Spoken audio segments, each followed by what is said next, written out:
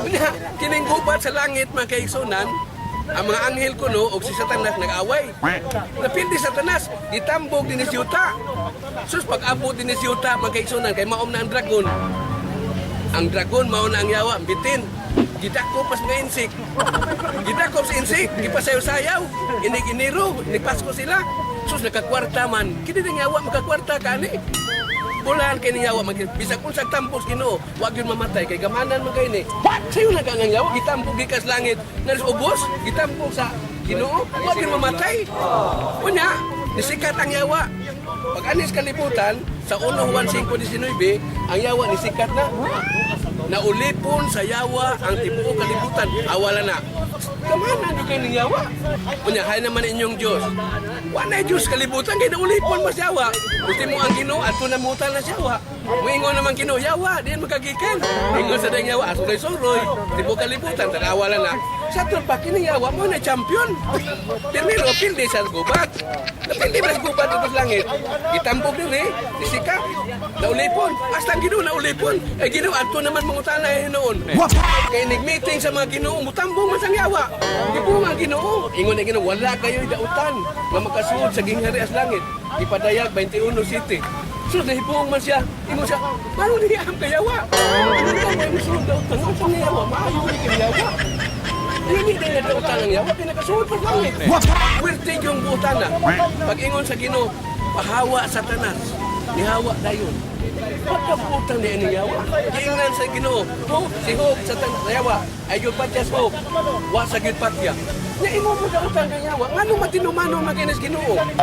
Busa man kaigsunan ato nang mabasa sa Biblia sa Buhat 16:16. Usa ka ulipong babae gihatagan og gahom sa yawa.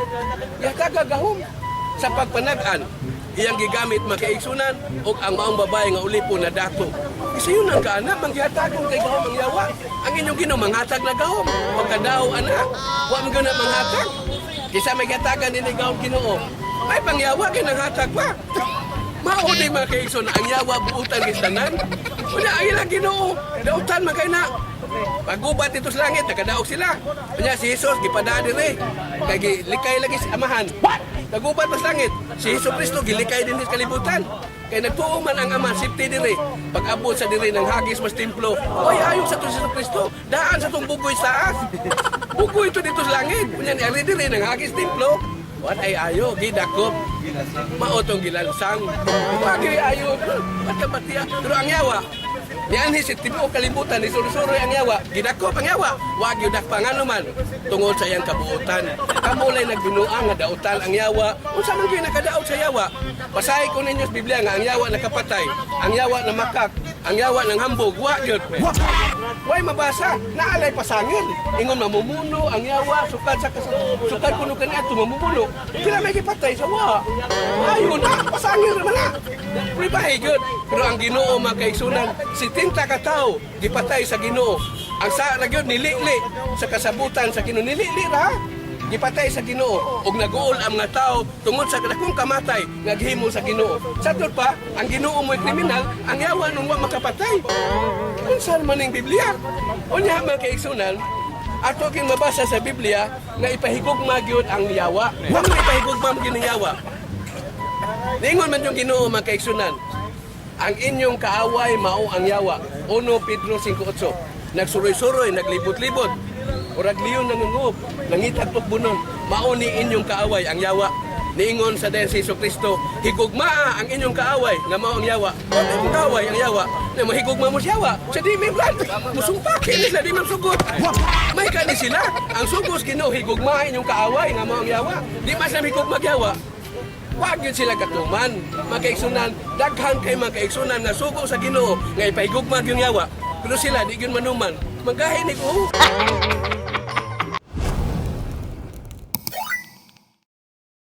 Mao kadto ang pahayag sa anak sa yawa, stay humanist, nga diin nagpamatuod nga buutan daw kuno ang yawa.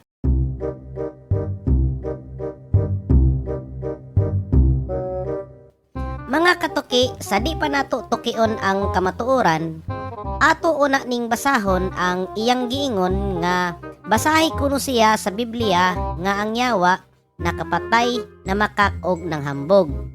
Bueno, atong basahon ang Juan Kapitulo 8, versikulo 44. Si Jesus miingon, Mga anak kamo sa inyong amahan nga mao ang yawa. Ug buot kamo mosunod sa mga tinguha sa inyong amahan. Mamumuno siya sukad pa sa sinugdan. Wala gayud siya mudapig sa kamatuoran, kay wala man kaniya ang kamatuoran. Kung mamakak siya, natural lamang kana kaniya, kay bakakon man siya ug amahan sa tanang bakak.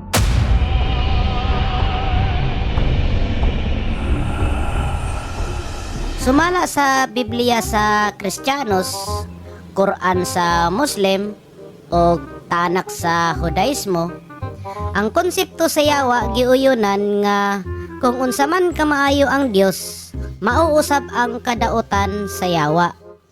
Kung ang Dios mahigugmaon og matinud-anon, ang yawa usab mao ang pinakabakakon ug supak sa tanang kabubuton sa Dios. Taliwas kini sa pahayag sa usa ka humanista nga matod pa niya buutan daw ang yawa tungod kay sa katapusang mga adlaw gipadayag ng daan sa Biblia nga silutan ng yawa hangtod sa kahangturan tungod sa iyahang pagpanlimbong sa tao. Busa dili kita magpailad sa gahom sa yawa kayang yawa dili masaligan ug wala kaniya ang kamatuoran. Si Saint Father Pio mga katuki nga giila nga bala ang pari sa simbahang Katoliko, giingon nila nga gikulata day kuno to siya sa yawa sa batan-on pa. Og magpakita daw kuno ang yawa sa iya sama sa itom nga iring nga pati kayog naong aron hadlokon siya. Og sa laing gayon daw mga katuki, tintalon daw kuno siya sa yawa sama sa dagoy sa batanong babae nga magsayaw-sayaw kaniya nga way sapot aron tintalon ang iyahang pagkaputli.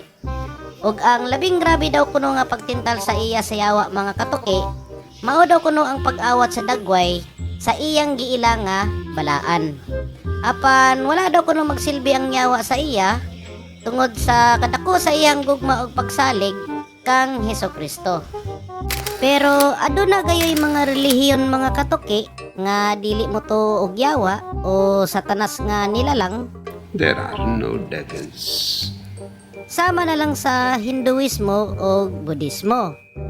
Nga matod pa sa Hinduismo, ang konsepto daw kuno sa yawa, mao ang pagkaignorante o paglimbong sa huna-huna sa tao.